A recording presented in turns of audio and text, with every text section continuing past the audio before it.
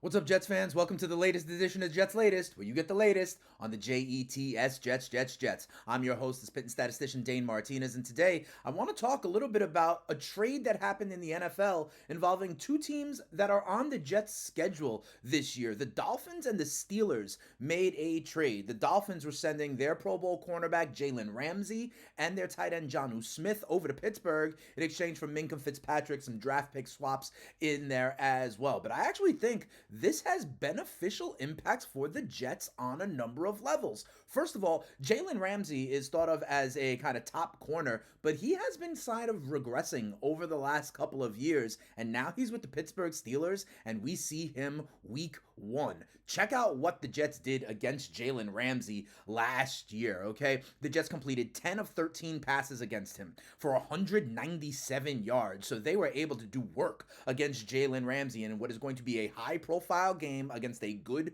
Pittsburgh Steelers defense. Now, without Minkah Fitzpatrick, this may be beneficial for the Jets to continue to take advantage of Ramsay. Garrett Wilson specifically was really good against Ramsay. He caught 7 of 9 balls, 7 catches for 137 yards and 6 first downs against Jaylen Ramsay. He also drew a pass interference call. But that's not all. Okay, remember, now with Ramsay moving over to Pittsburgh, what does that leave back in Miami? Because Miami got Minkah Fitzpatrick back, but he's really a safety. So when you look at the depth chart at cornerback for the Miami Dolphins, let me tell you something. It does not scare me. Without Ramsay, their top 2 corners are a second-year undrafted free agent named Storm Duck, and then a third-year quarterback named Cam Smith. And look at this.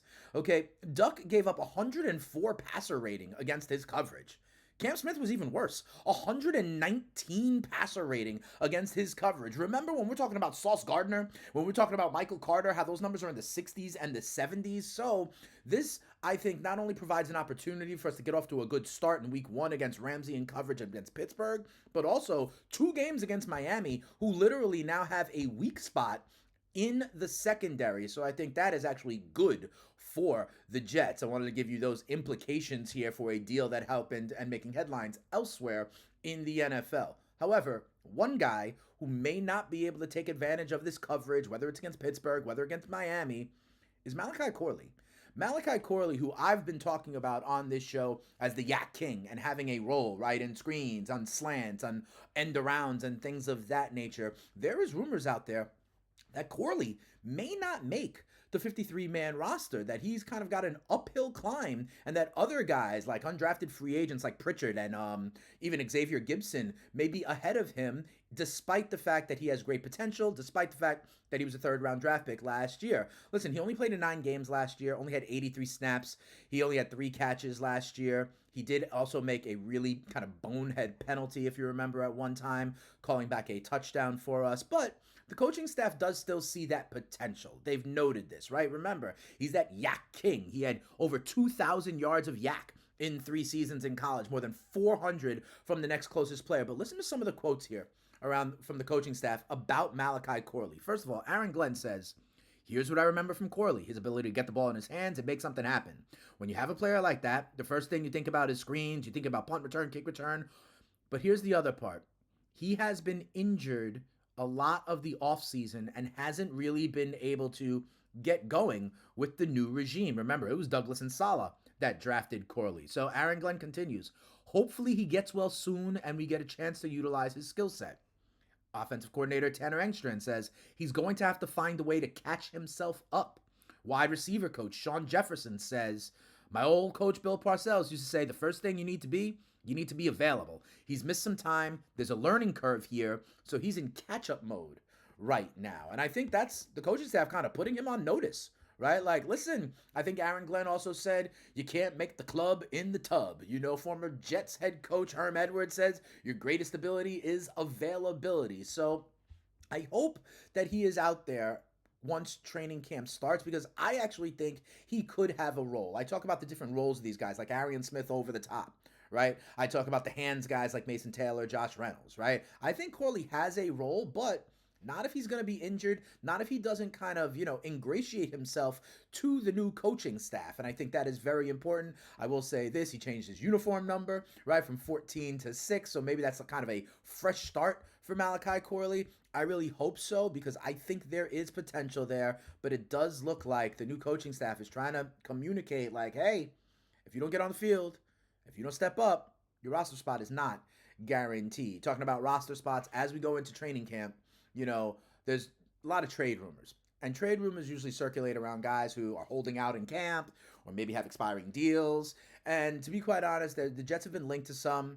I don't think they're going to happen. First of all, the biggest thing was in the offseason, people were talking about Breece Hall was going to get traded.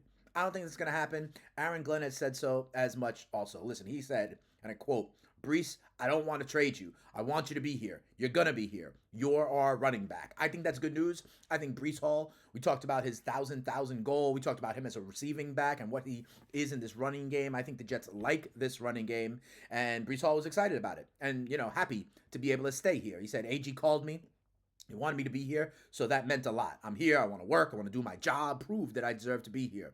He says it's been cool. The conversations, practices have been good. But the other thing here is, the Jets, there's been that question about the number 2 wide receiver, right? And so the Jets have been linked to a couple of other wide receivers out there. The first is Washington wide receiver Terry McLaurin.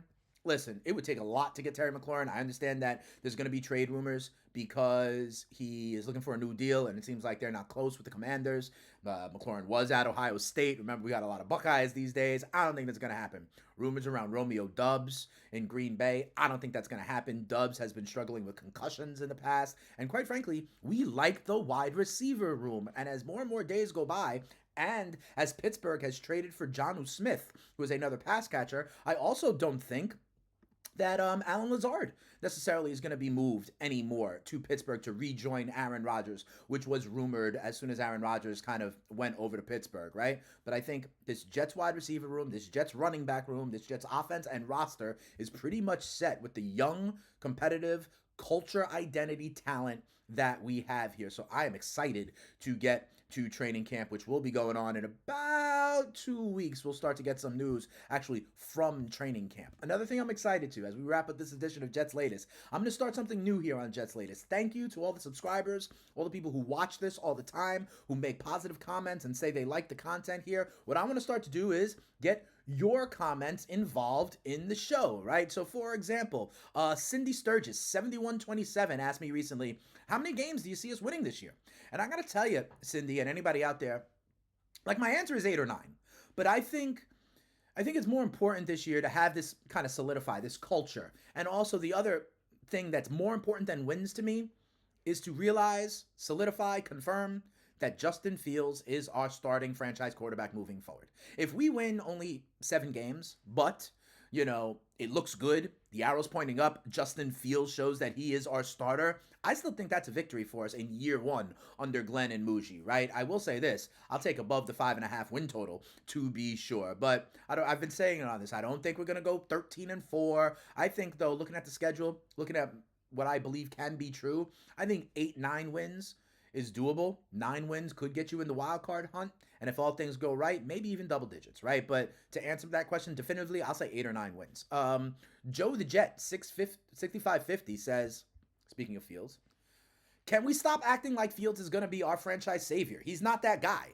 And if he was, why did 2 organizations let him go? He is not that dude. And listen, I get it.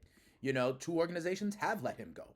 Those organizations were the Chicago Bears and the Pittsburgh Steelers, where he didn't have creative play calling, where he didn't have an offensive line. And how many times have I said it before? There are many quarterbacks who get into that next act in their career with an organization that believes in them, when they've had a little bit more development and maturity, and all of a sudden, they start winning divisions. They start going to NFC championship games. I'm talking about Baker Mayfield. I'm talking about Jared Goff, who did this in Detroit with Aaron Glenn, right? There's other lower level examples, like Sam Darnold in Minnesota last year, like Geno Smith when he went from the Jets to Seattle and took them to kind of playoff contention. So I hear you, but I think the development of Justin Fields has been real, and I think Tanner Engstrand and the new regime have creative ways to use him, and I think he's got better weapons and O-line than he's really ever had before. And quite frankly, old Dave 1000 kind of agrees with me. He says, this will be the most challenging offense for DCs to plan for that the Jets have had in many years. And quite frankly, I agree. I agree, Dave. The dual threat nature of Fields, the The idea of what he can do with Breece Hall, right? And RPOs and such. Breece Hall out in the backfield. Allen as a kind of thunder back, short yardage back. Garrett Wilson's one of the best wide receivers in the NFL. You have to account for him. But then, as Aaron Glenn said, if you're going to put some of these other guys one-on-one, or if you're going to, have to worry about Arian Smith over the top, like there's a lot of ways this Jet offense can beat you.